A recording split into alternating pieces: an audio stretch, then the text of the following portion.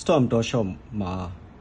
free account နဲ့ပေါ့နော်ဒီ account မဲ့ account နဲ့ဝယ်သုံး account နဲ့ဘာကွာလဲဆိုတော့မင်းကလေးများတယ်ပေါ့နော်အဲ့တော့ကျွန်တော်ဒီကလေးပြောပြမယ်ဆိုတော့ကျွန်တော်အခုဝယ်သုံး account ရယ် tablet မှာဝယ်သုံး account ကျွန်တော်ဝင်ထားတယ်ဒီမှာဖုန်းနဲ့ကျွန်တော် free account ဝင်ထားတယ်ပေါ့နော်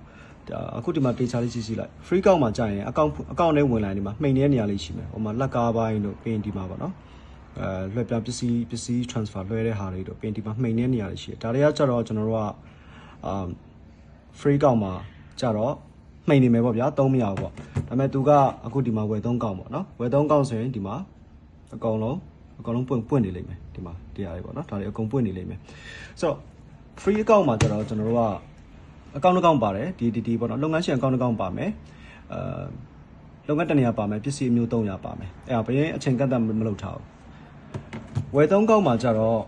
ကျွန်တော်ဒီမှာဒါနော်ဝယ်သုံး account ကလည်းသူက basic package ပေါ့နော် basic package မှာပါလဲဆိုတော့account ပါတယ်လုပ်ငန်းတနေရာပါတယ်ပစ္စည်းမျိုး900ပါတယ်နော်ဒီဝယ်သုံး account အဲ့လိုမျိုးဆိုရင်သူကဒါတွေအကုန်ပွင့်သွားတယ် feature တွေအကုန်ပွင့်သွားတယ်ဒီထဲမှာ